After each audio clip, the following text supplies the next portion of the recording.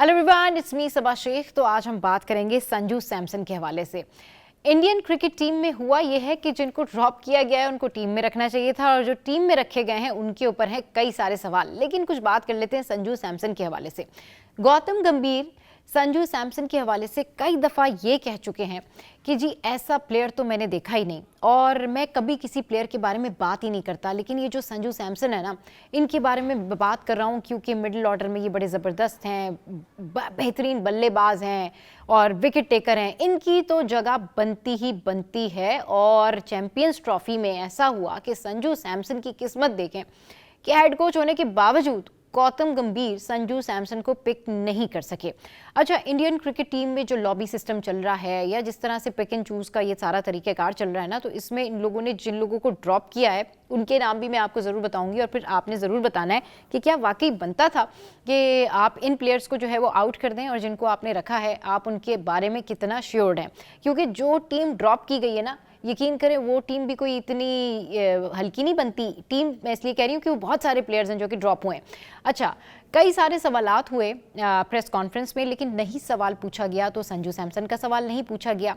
संजू सैमसन ने 10 मैचेस में जो है वो 65 की एवरेज से तकरीबन 300 के करीब रन किए, लेकिन जो है उसके बावजूद उनकी सिलेक्शन नहीं हुई। बल्कि इनका जो प्रॉपर एक स्टैट है वो मैं देखकर ही आपके साथ में जो है वो शेयर कर देती हूँ, ताकि फिर आप लोग जो है कंफर्म हो जाए। भाई, इन्होंने 392 जो है वो रन्स किए और 65 की एवरेज रही, और 10 ओडीआईज में संजू ने जो है वो अच्छे तरीके से खेला, लेकिन उसके बावजूद भी इनकी सिलेक्शन नहीं हो सकी।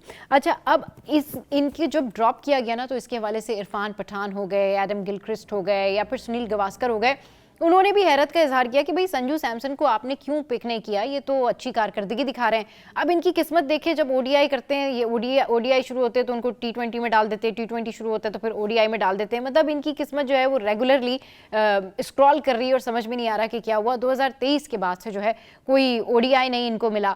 पता नहीं क्या इशू है क्या नहीं है कि गौतम गंभीर के इतने फेवरेट होने के बावजूद भी संजू सैमसन जो है वो इंडियन क्रिकेट टीम में यानी कि चैंपियंस ट्रॉफी में जगह नहीं बना सके। और जो प्लेइंग 11 इन्होंने बनाई है वो तो माशाल्लाह प्लेइंग 11 बनाई है, क्योंकि उसमें ठीक है बहुत सारे ऐसे प्लेयर्स हैं, लेकिन इन्होंने जिनको ड्रॉप किया है वो क्या सोच के किया वो समझ में नहीं आया। जिनको ड्रॉप किया उनके ज़रा नाम सुने। जिनको ड्रॉप किया उसमें मोहम्मद सिराज और ईशान है, ईशान किशन, वरुण चक्रवर्ती हैं, संजू सैमसन है, सूर्या कुमार यादव हैं, और इसके अलावा नितेश कुमार हैं, हार्दिक पांड्या का जो कि नेमुल बदल समझे जाते हैं, यानी अगर हार्दिक पांड्या ना हो तो उनका परफेक्ट रिप्लेसमेंट जो है वो हैं ये और नीतीश कुमार रेड्डी। लेकिन इन लोगों को कर दिया गया ड्रॉप। अगर यही लोग अपनी अलग से टीम बना लेना, सिराज जिन्होंने अच्छा परफॉर्म किया लास्ट ईयर वो ड्रॉप, सूर्या कुमार यादव ठीक है, कुछ रिजर्वेशंस हैं लेकिन उनकी कैपेबिलिटीज़ जो हैं वो किसी से कम नहीं है।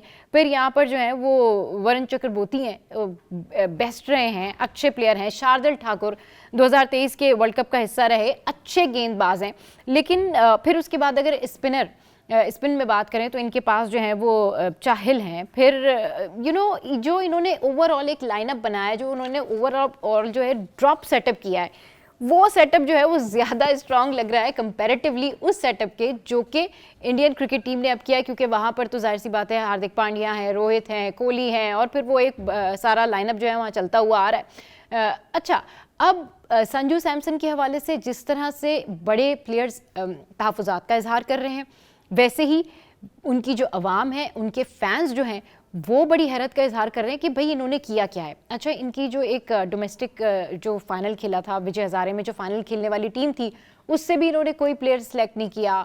फिर संजू सैमसन को भी इन्होंने इस तरह से पिक नहीं किया। I don't know what's going on. आप क्या समझते हैं being a fan of Sanju Samson कि उनके साथ वाकई इस टीम में जो है वो इनजस्टिस हो रहा है, उनको मौका देना चाहिए था? और ये जितने भी मैंने आपके साथ में नाम लिए ना, सिराज हो गए या फिर सूर्या कुमार यादव हो गए, इनके बारे में आप क्या सोचते हैं? क्योंकि सूर्या कुमार यादव की मिडिल ऑर्डर में तो जगह बनती ही थी, लेकिन ऑब्वियसली नहीं बन सकी क्योंकि पिक एंड चूज तो आपको पता है कि किसके पास है और किसके पास नहीं है। लेकिन गौतम गंभीर आज बड़े खुश नज़र आ रहे थे क्योंकि उनकी एक पिक्चर नजर आई प्रैक्टिस के दौरान सूर्या कुमार यादव के साथ में, और काश वो रोहित शर्मा के साथ भी जब मौजूद होते तो इतने मुस्कुरा रहे होते। लेकिन रोहित के साथ जब भी आप उनको देखेंगे कभी मुस्कुराते हुए नहीं देखेंगे।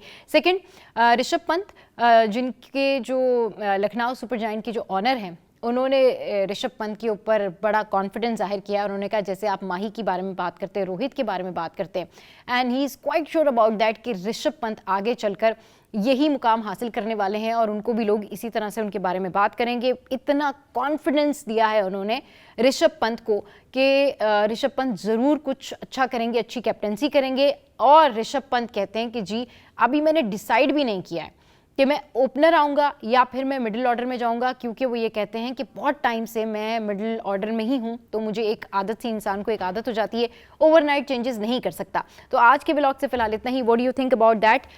ऋषभ पंत का लखनऊ सुपर जायंट में क्या किरदार रहेगा और किस तरीके से वो जितना एतमाद जाहिर कर रहे हैं उनके ऑनर, उस एतमाद पे पूरा उतर सकेंगे या नहीं उतर सकेंगे? वैसे ऋषभ पंत नो डाउट एक बेस्ट प्लेयर हैं और जो कुछ भी सर्कमस्टांसेस उनके बैकग्राउंड में चलते रहे उसके बाद आना, कम बैक करना किसी स्ट्रॉन्ग पर्सनैलिटी से कम नहीं है वो।